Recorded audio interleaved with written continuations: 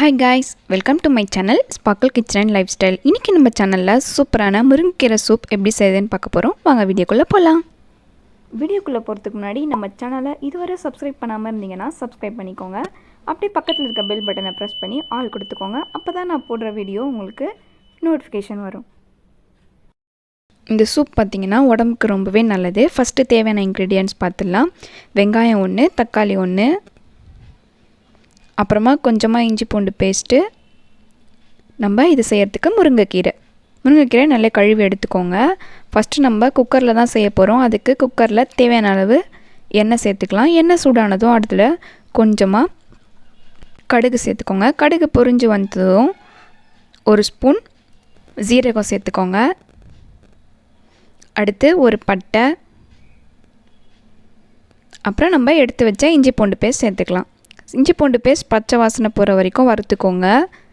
இப்போ நம்ம ஒரு 4 கருவேப்பிலை சேர்த்துக்கலாம். கருவேப்பிலையும் நல்லா பொரியணும். இப்போ இதெல்லாம் சேர்த்து நல்லா மிக்ஸ் பண்ண அப்புறம் நம்ம எடுத்து வச்சுருந்த வெங்காயம் சேர்த்துக்கலாம். இந்த சூப் பார்த்திங்கன்னா நம்ம உடம்புக்கு ரொம்பவே நல்லது. நம்ம உடம்புல நோய் எதிர்ப்பு சக்தியை இது அதிகப்படுத்தும்.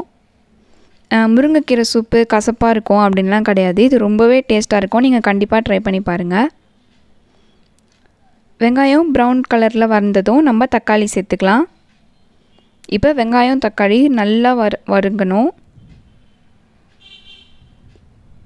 இப்போ பார்த்திங்கன்னா நல்லா வதங்கி வந்துடுச்சு. இப்போ இதில் ஒரு சின்ன டேபிள் ஸ்பூனில் மஞ்சத்தூள் சேர்த்துக்கோங்க. அடுத்து நம்ம கீரையை இந்த மாதிரி ஒரு பவுலில் நல்லா க்ளீன் பண்ணி எடுத்து நம்ம குக்கரில் சேர்த்துக்கலாம்.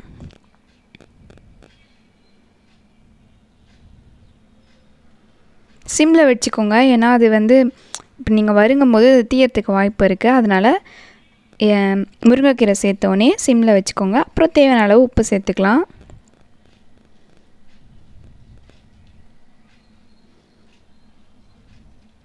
உப்பு சேர்த்துட்டு அப்புறம் நம்ம தேவையான அளவு தண்ணி சேர்த்துக்கோங்க. உங்களுக்கு எத்தனை டம்ளர் சூப் வேணுமோ அத்தனை டம்ளர். எனக்கு 3 டம்ளர் வேணும், அதனால் நான் 3 டம்ளர் தண்ணி சேர்த்துக்கிட்டேன்.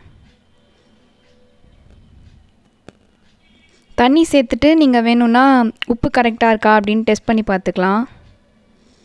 இதில் பார்த்திங்கன்னா நம்ம காரம்லாம் எதுவுமே சேர்க்கல. இப்போ 1 டேபிள் ஸ்பூன் பெப்பர் மட்டும் சேர்த்துட்டு அதை லைட்டாக மிக்ஸ் பண்ணி விட்டுட்டு இப்போ நம்ம குக்கர் மூடி வச்சு மூடிக்கலாம். இப்போ பார்த்திங்கன்னா இது ஒரு 3 விசில் வர அளவு வேகணும். இப்போ நம்ம 3 விசில் வந்துடுச்சு. இப்போ ஓப்பன் பண்ணி பார்க்கலாம். நம்மளோட சூப் சூப்பராக ரெடி ஆகிடுச்சு. இப்போ நம்ம இதை ஒரு பவுலில் ட்ரான்ஸ்ஃபர் பண்ணிக்கலாம். இதை நீங்கள் சூடாகவே குடிச்சிங்கன்னா தான் சூப்பராக இருக்கும். கடையில் வாங்குற மாதிரி டேஸ்ட்டில் இருக்கும். இதில் நம்ம எதுவும் எக்ஸ்ட்ரா மசாலா அது இதுன்னு எதுவுமே ஆட் பண்ணல. வெறும் பெப்பர் தான் சேர்த்துருக்கோம். குடிக்கிறதுக்கு முன்னாடி மேலே பெப்பரை தூவிட்டு நீங்கள் குடிச்சிங்கன்னா சூப்பராக இருக்கும். நீங்கள் சளி இருமலுக்கு கூட இந்த சூப்பை ட்ரை பண்ணலாம். இந்த ரெசிபியை நீங்கள் ட்ரை பண்ணி பார்த்துட்டு எப்படி இருந்துச்சுன்னு கமெண்ட்டில் சொல்லுங்கள். மறக்காமல் நம்ம சேனலை லைக் பண்ணுங்கள், ஷேர் பண்ணுங்கள், சப்ஸ்கிரைப் பண்ணுங்கள். தேங்க்யூ.